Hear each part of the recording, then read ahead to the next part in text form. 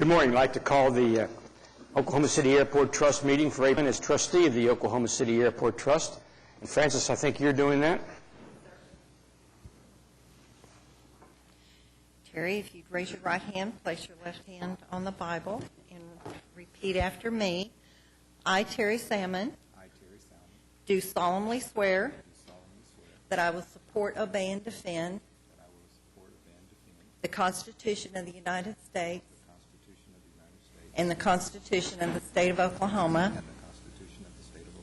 and that I will not knowingly receive directly or indirectly any money or other valuable thing for the performance or non-performance of any act or duty pertaining to my office other than the compensation allowed by law. I further swear that I will faithfully discharge my duties as a trustee of the Oklahoma City Airport Trust to the best of my ability. Congratulations, Terry.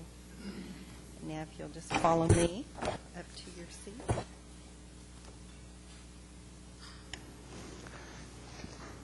Welcome, Terry. Any comments from any of the trustees? I agree with the chairman.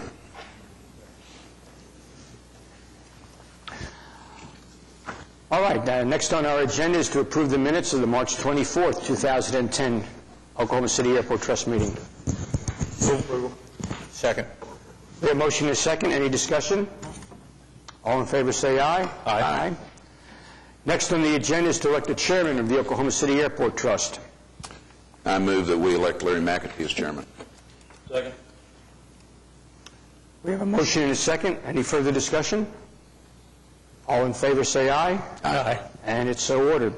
Next up is then to elect a vice chairman of the Oklahoma City Airport Trust.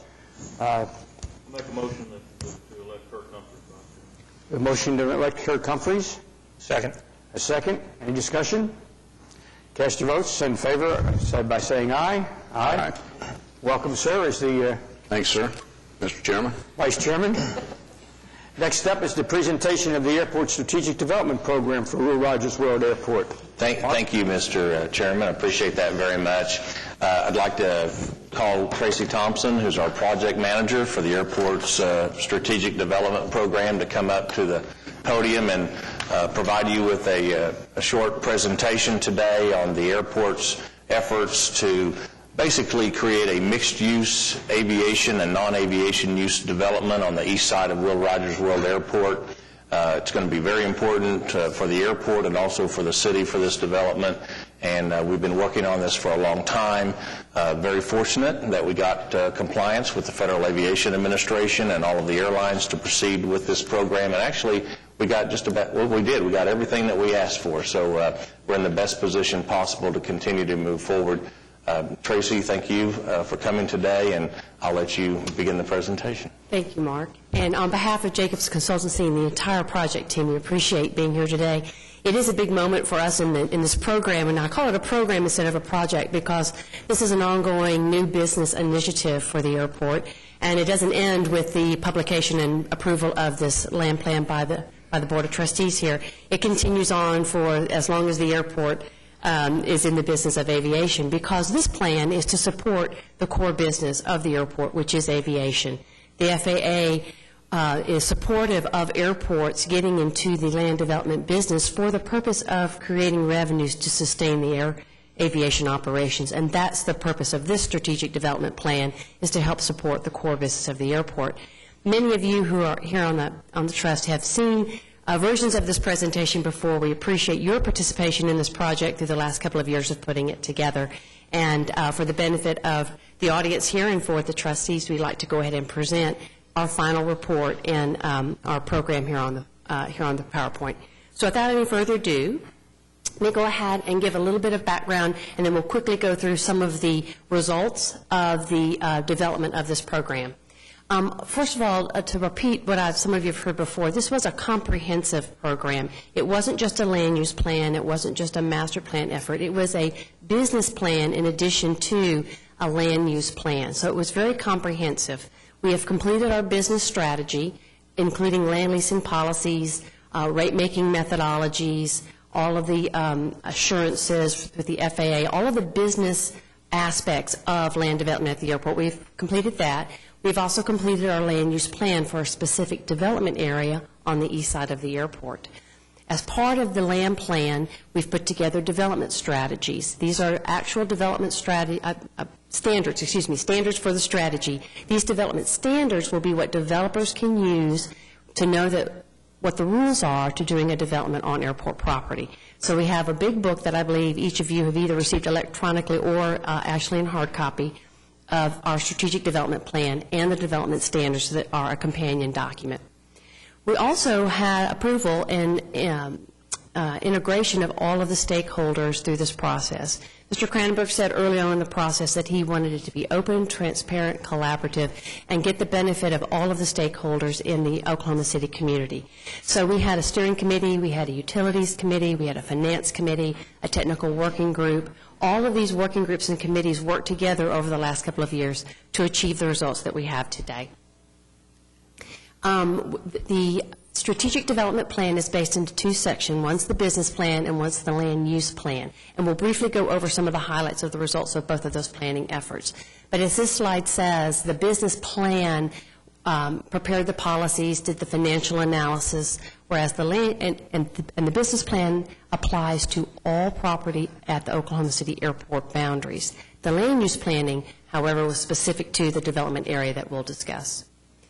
We started the process with a vision from the steering committee and the establishment of goals and objectives. And the vision that came out from the steering committee for this project was to enhance, as stated here, to enhance the economic strength and stability of the airport and the region through sustainable and compatible development. And this strategy vision was guided us throughout the entire process. We had very specific goals and objectives for the program as well, a couple of which are just highlighted here. There are many more that are contained in the land use plan book. The financial performance was to create a sustaining source of revenue for the Airport Trust. And this is an airport document that supports the development for the whole region, but it is an airport trust and an airport land plan. We wanted to create jobs for the region. That was very important. From a property use standpoint, we wanted to make sure that this plan allowed us to have small developments and large developments so that we could be completely responsive to whatever the community's needs were for economic development for property in the area. And we wanted to make sure that the airport retained its identity as a center for aviation and aerospace. Now, doing a land use plan or a strategic development plan on airport is very, very different than a private sector or possibly even the city's comprehensive plan for development. And that's because the airport is governed by FAA regulations that are unique to airports and not true for other airports within the municipality. These are some of the orders and regulations that we were required to abide by in the development of our business and our land plan for this program. FAA does require approval of all non-aeronautical uses of airport property. And as such, the FAA was one of our major stakeholders in getting approval for this program. The grant assurances, which are the documents that allow the airport to receive federal funding, also have very specific requirements with respect to rates and charges, property uses, and what the lease terms can and cannot be. So part of our due diligence was this very comprehensive regulatory review for FAA compliance purposes. We did get FAA approval relatively early on in the program, within the first 6 months of the program.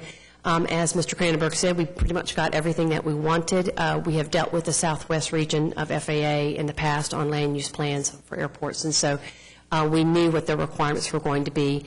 The FAA did approve 4 classifications for land development at the airport. The first 3 are traditional land development classifications that have historically been allowed on airports. The 4th classification, which is your non-aviation concurrent commercial uses, is the new area for airport development that are currently being approved by FAA, but for which the FAA will give a lot of scrutiny.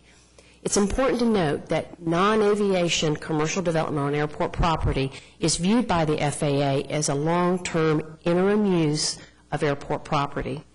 If the Airport Trust were ever to present this property as not needed for aviation uses, the FAA would require that you sell it and reimburse them. So the whole foundation of the program is that this land is always needed for airport primary purpose of the airport, but can be used on a long-term interim basis, or their terminology, concurrent commercial uses, to generate revenues to help sustain the airport. And that's how this area is classified. We also, yes, sir. Does that mean the FAA could at some point, I don't want to say force, but I mean if you had it for non-aviation use and you were full and an aviation use wanted to come in, would the FAA make you turn that over to them?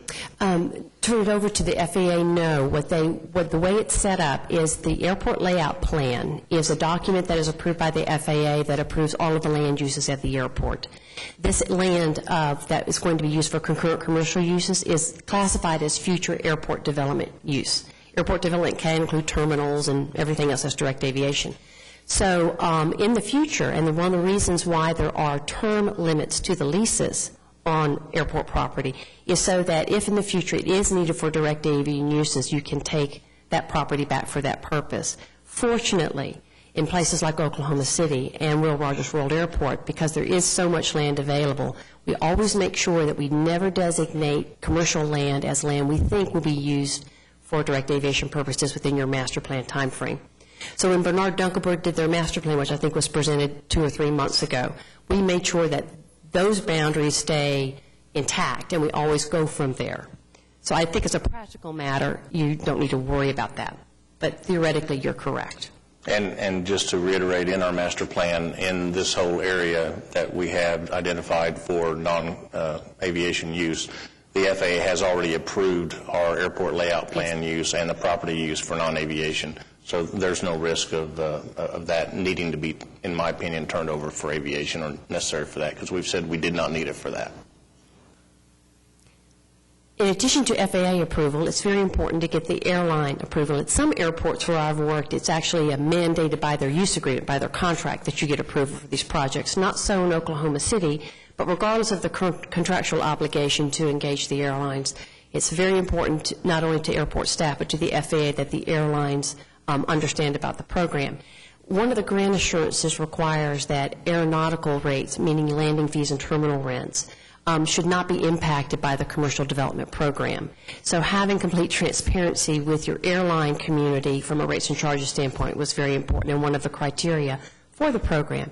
We did receive airline approval. They're very enthusiastic, as most airlines are, being a former airline guy, as most airlines are, because they want airports to engage in business activities that help sustain the revenues of the airport so that hopefully down the road, immediately and long term, their rates and charges can remain low or be lower. So they are very supportive of comprehensive development plans where they know that the airport staff and boards of directors or trust members are doing it to help their core business. So we have that letter in hand as well. And all of these materials are included as attachments to the big book that you have received.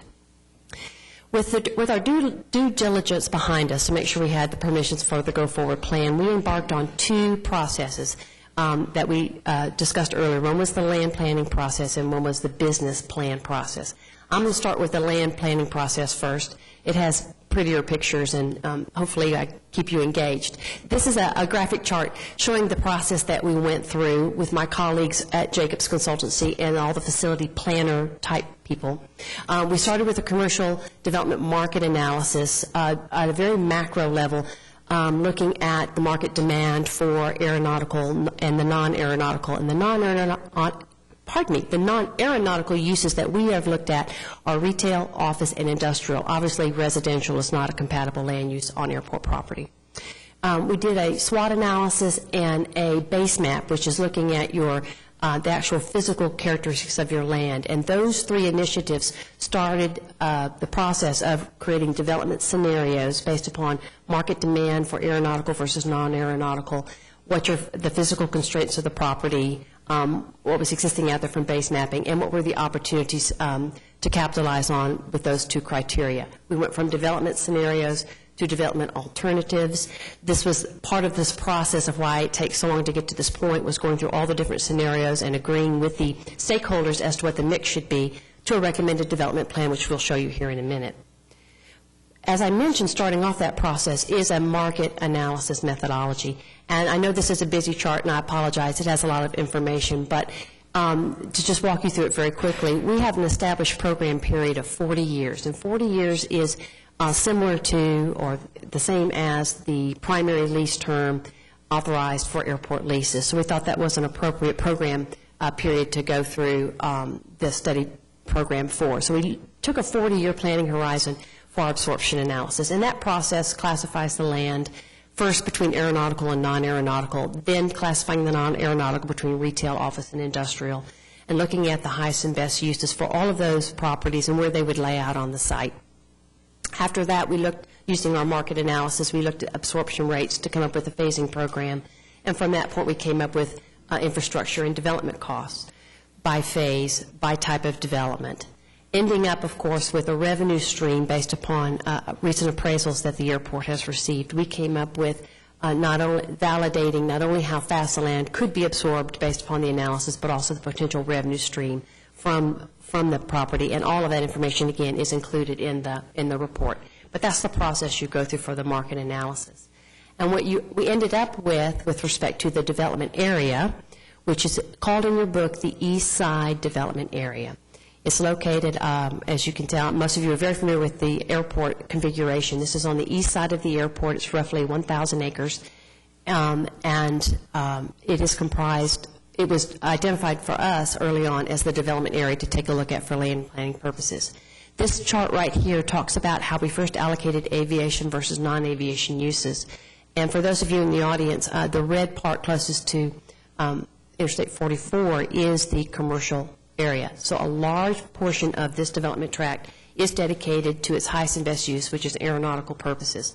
The green area to the south end of the development area is a strategic reserve for the large development that may come in, campus-type user or a corporation that wants a really large development area.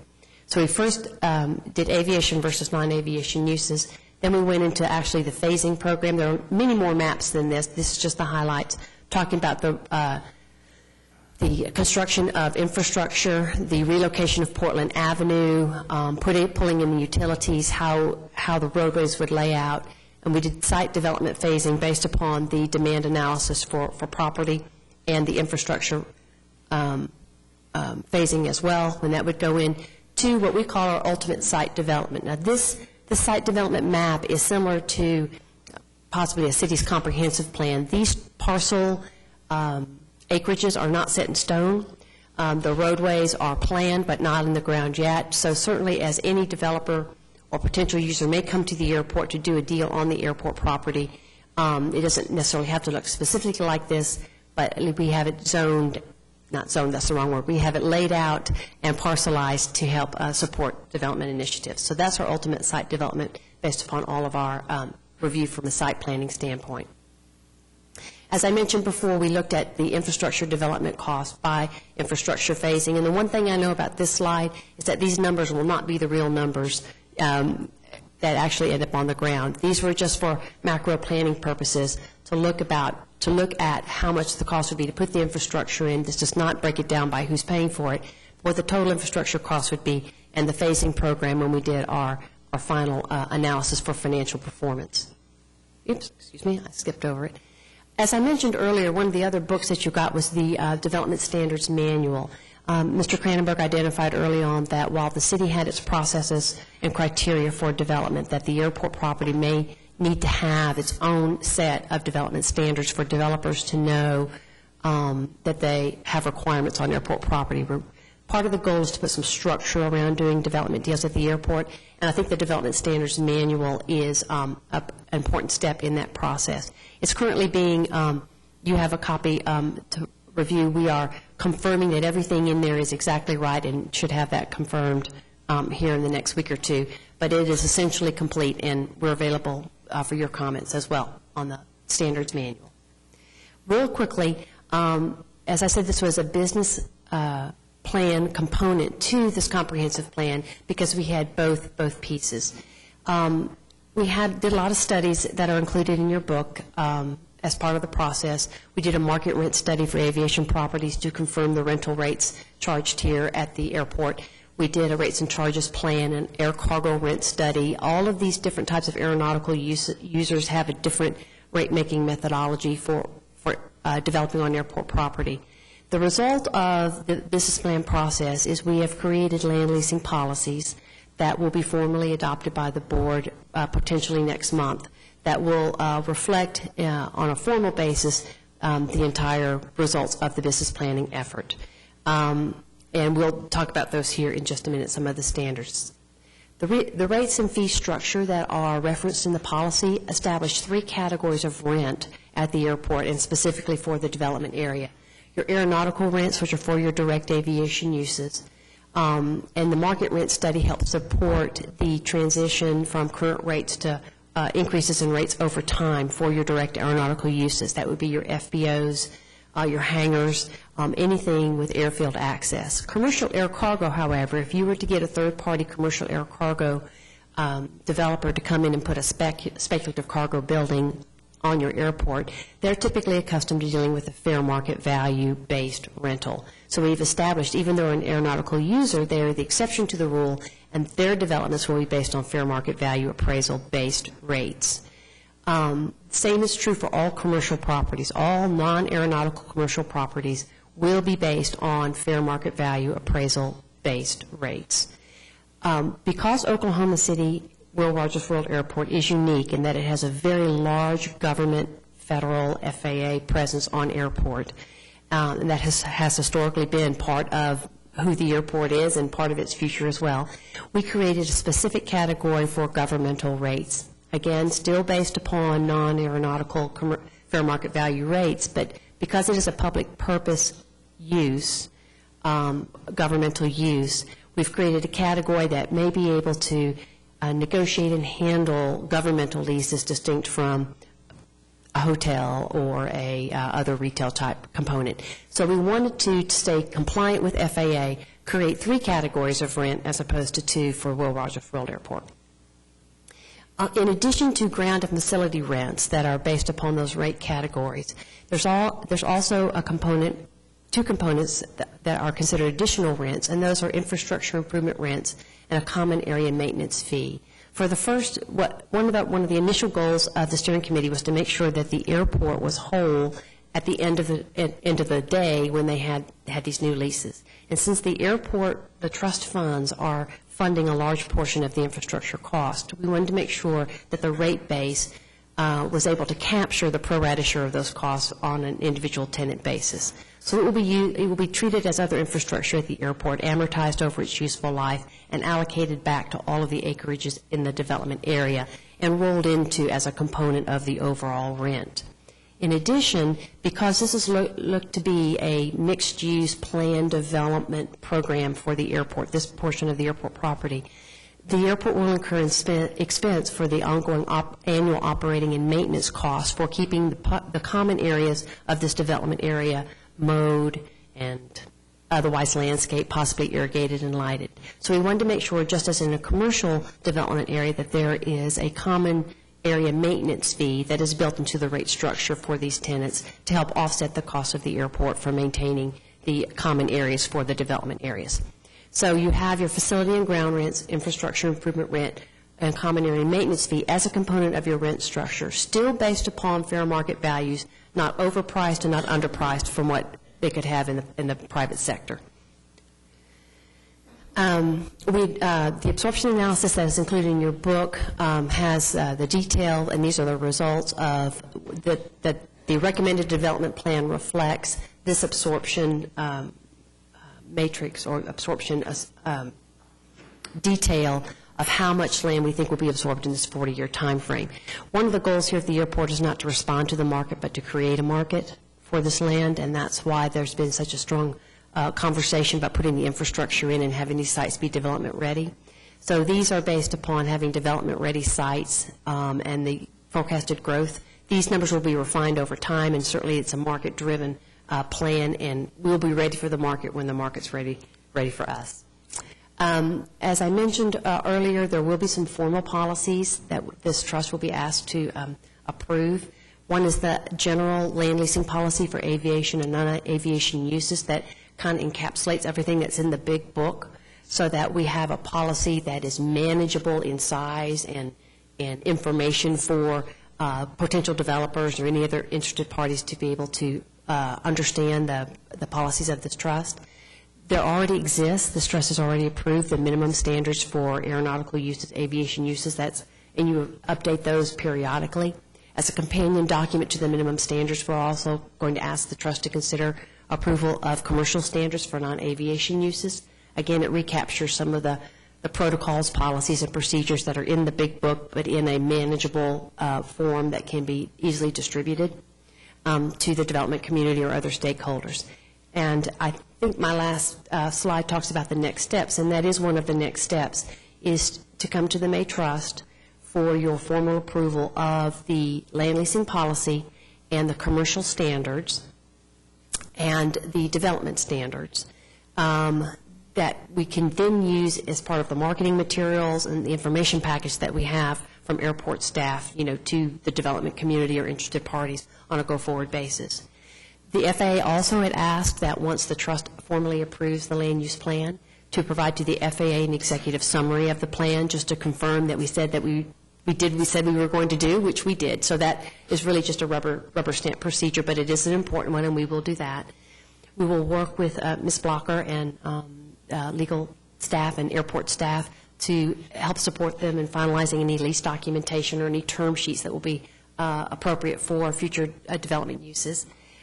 We do have scheduled, and Mark, if you want me to speak about our meeting next month, or would you like to? You'll talk after that? Okay. Part of our scope of work included an outreach program, which was to talk to the local development community and the public, and the steering committee mandated that we do so to make sure that what we have concluded so far, what the trust has approved, gets communicated in an outreach program. Also, our next step in this process is to take it to the next process. We've got the plan complete. Now let's get to implementation, and let's look at specific development opportunities for this development area. We're looking, and for your consideration later on, I believe on the agenda, is a contract amendment that does several things, one of which is to have a sub-consultant under our contract, a firm that I have worked with before, Land Use USA, that can assist. They are consultants for municipalities and developers in putting together mixed-use cameo signature projects that can actually be implementable, considering your current situation, demographics, location, whatnot. And so that is one of our next steps. And then marketing support. We need to name this baby. We need to decide what we're going to call the East Side Development Area, and start really working with the other outreach arms of the community to market this program with our outreach initiative. So those are our next steps. But this is a very big milestone for this program to have the trust approve and present this land use plan. From there, we can now launch the rocket. I appreciate everything, and I'm willing to answer any questions you have on this program. Questions from any of the trustees? Comments, Mark? Just briefly, Mr. Chairman, we will be meeting in conjunction with the Chamber of Commerce with the development community next month to explain to them about this program. I know they've known about it for some time, and now we're ready to roll this plan out so that they can understand it and get input from them. And we're also working with the Utilities Department with the city.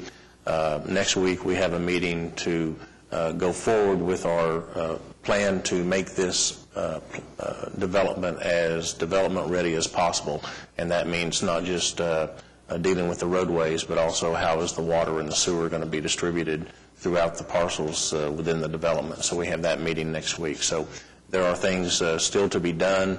I've also given a copy of the development standards to the Development Services Department for their review, just so that they can look at that document. And that document is similar to a minimum standards document. It's going to be a dynamic document that's going to change over time as ordinances change and development standards change and processes.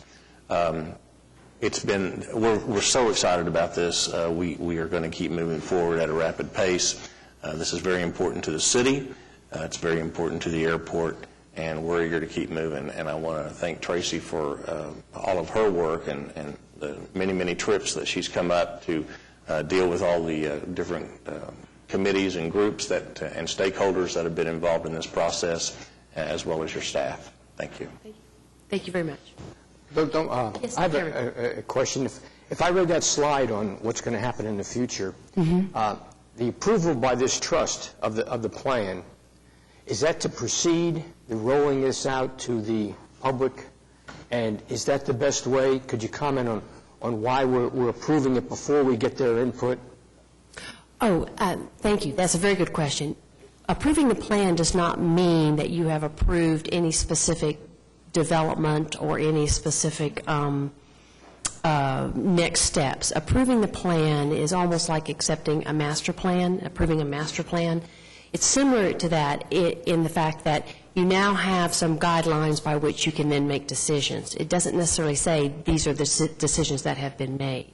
So I believe that if you look at your land leasing policies, your formal policies that specifically get approved, those are general enough in their breadth and level of detail.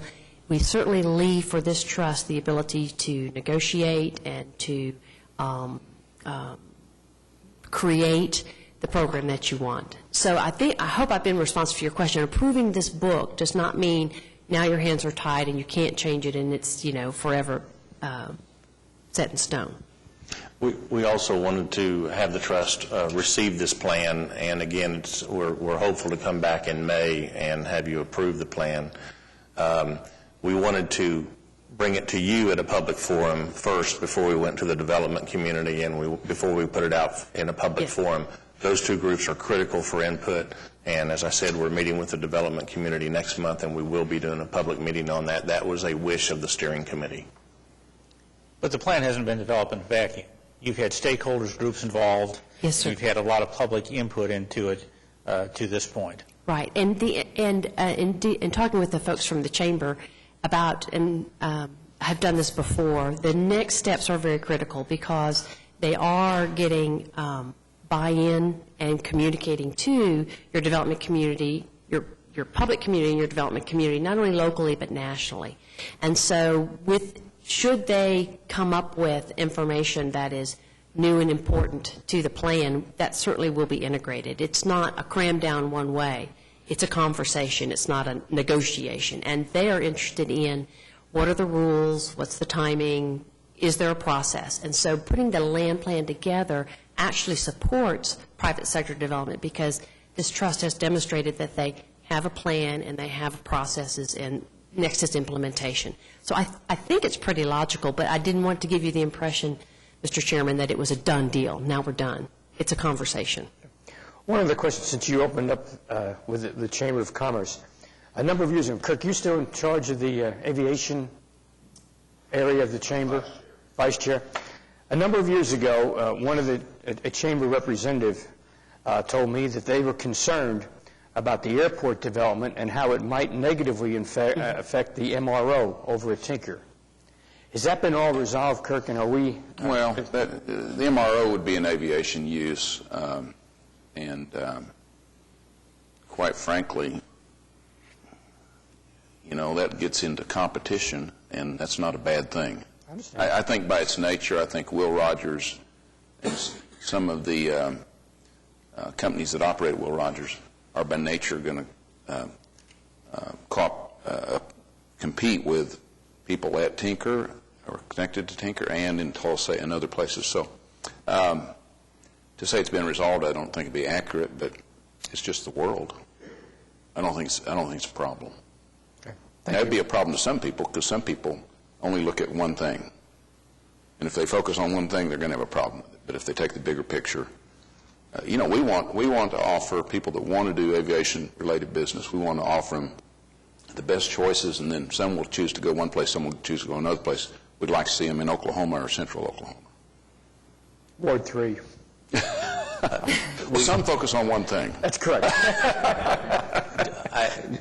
just to comment on that, as we started this plan, Oklahoma is already huge in aviation and aerospace as a major industry in Oklahoma.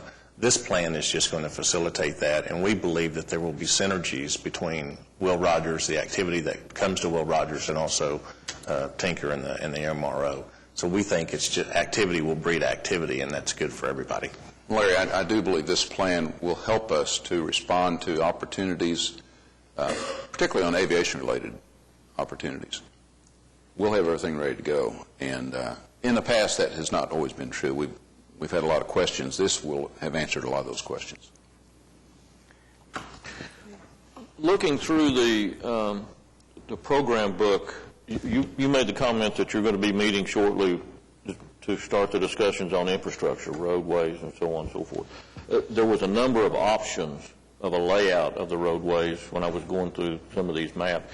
Is that something that needs to be decided now, or is that going to be driven by whoever comes forward as a developer? Or? Through all of the groups that we have met with the technical group and the utilities group and the finance group and the land plan in doing this plan, we feel like we have a good layout of the roadways that are going to support all of the parcels, aviation and non-aviation uses within this plan.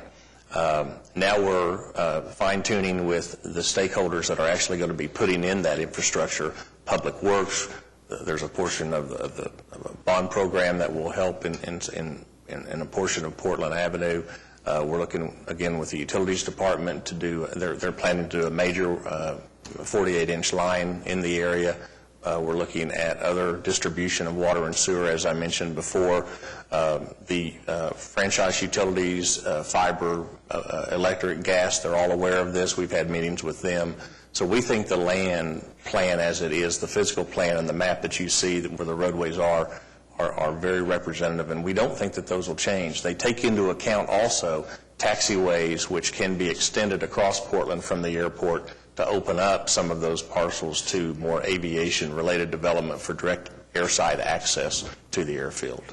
But I thought I saw two different roadway plans. Has a choice been made on those, or did I read that wrong? We just have we have a final. We have a final. Excuse me. We'll go back to the map. Yeah. The final map. That is. Oops, sorry. That is the. They called one a spine road, and then the other one was with a frontage road. Is that two different roadways? It's a single roadway. The alignment of Portland Avenue was discussed at length in the technical committee and utilities committee as to the exact location and how to take advantage of it. So and here the roadways are Road 4, Road 1, Road 3, Road 5 facing. So this is the preferred roadway alignment alternative that was the result of those process. So I can whip out my book here in just a second, Mr. Mars, and which figure are you looking at? What's the figure number down the corner? 9 and 10. What the big... It's mostly the same, but there is a difference. I mean, they're calling one the heavy aviation use with a spine road, the other one's use with a frontage road. Right. There may be some terminologies that are basically meaning the same, but the spine road and it means the relocated Portland.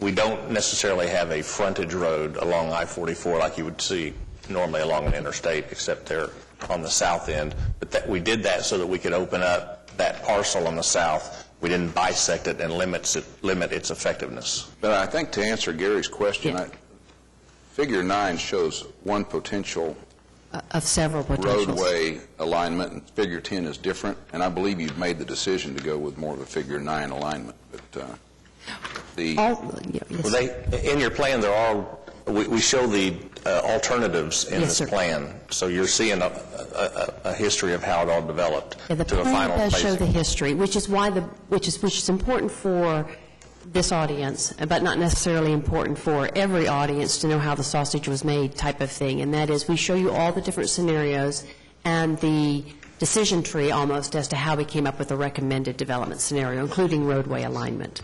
So that gives you the history of how we got to the recommended plan. Tracy, I would comment that as we worked on this and as you brought it back to the committee, there's a lot of, even though the roads will be in certain places and the utility infrastructure is going to be in certain places, there's a lot of flexibility as far as different size parcels. Yes, sir.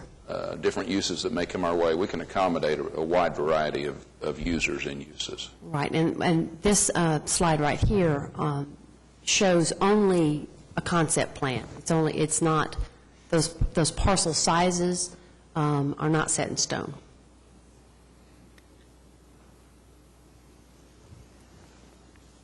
Okay. Any further comments or questions from the trustees? Hearing none, Tracy, thank you very much. Mr. Chairman, thank you. Moving on, Director's report. Just want to mention that at the next meeting in May, we hope to have a voting board for you, so there may be some different seat assignments. So you might check when you come in the room, because we want to make sure that the trustees are at voting seats. So that will be a change for next month. That's all I have. Thank you, Mark. Moving along, item 7 is the Will Rogers World Airport items, so if you would go over those. Sure. Thank you, Mr. Chairman. Request approval for item A, which is to receive the airport strategic development program plan, and again, we hope to come back in May and approve the plan. Item B is to approve the plans and project manual for an FAA project to rejuvenate several asphalt runways and taxiways. Authorized bids to be received on May 25th of 2010. Item C is approve amendment number 4 with Jacobs Consultancy that we referred to in the presentation to get more analysis on the market, non-aviation, and commercial part of this plan as we move more towards implementation, adding $216,000. Item D is to approve a professional services agreement with Bernard Dunkelberg. This is for environmental assessments for our Terminal Phase 3 update expansion plan, the East Side Development Area Plan that we have just talked about, and also all of our capital improvement projects, which will have FAA funding sources through the year 2014 in the amount of $43,872. This is for Phase 1 of the environmental assessments, and then we'll bring back with Phase 2 depending on what they find. Item E is to concur with the Consultant Review Committee, authorize the negotiation of a professional services agreement with Albine Engineering. This is for the closed circuit television system project. It's a Department of Homeland Security, Transportation Security Administration, 100% reimbursable instrument that we will be spending about $4.2 million, or the TSA will be giving us $4.2 million to do this project. It is a stimulus project through Department of Homeland Security. Item F is to approve some oil and gas division orders with Marathon Oil Company for 19 of their wells. And item G is to approve a resolution ratifying my actions to authorize some emergency structural repairs for Garage A and Garage B parking garages. Allow me to negotiate an amendment with Rees Associates Incorporated, who is working on a rehab and structural rehab project for those garages now, and also to waive the competitive bidding requirements and authorize the immediate repairs for those structural issues, not to exceed $35,000. And that concludes the items for Will Rogers. Move approval. Great. Motion is second. Any discussion? All in favor say aye. Aye. Aye. Opposed? And it passed. Thank you, Mark. Moving on to item 8, Wiley Post Airport and Clarence E. Page Airport. The only item under general aviation is to approve change order number 3 for the infrastructure and taxi lane development project at future hangar sites at Wiley Post, adding $3,450 and 120 calendar days. That's the only item. Your motion to approve? Second. Second. Any discussion? All in favor say aye. Aye. Opposed? And it passes. General items, Mark. Thank you. Item A is to receive the delinquent accounts receivable report, the construction project status report, and the budget to actual report as of March 31, 2010.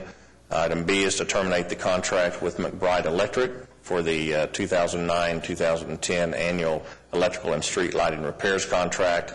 Item C is to move forward and approve the plans and project manual to go out for bid for the same contract for all three airports. Received bids on May 25th, 2010. Item D is approve amendment number 1 to the professional services agreement with Booker Willis and Ratliff Corporation. This is our airport on-call A&E contract, extending their contract for 1 year. Item E is approve the request for proposals. This is to create and produce some advertising and promotional materials for the trust, authorizing advertisement of proposals to be received on June 1, 2010. Concludes all items for general. Thank you, sir. Second. We have a motion and a second. Any discussion? All in favor say aye. Aye. Opposed? And it passes. Lease agreements, item 10. Request approval for item A to approve the assignment and assumption agreement, assigning the lease agreement between the trust and Robert C. Barnes for a lease lot for the hangar site for the storage of privately owned aircraft at Clarence E. Page Airport.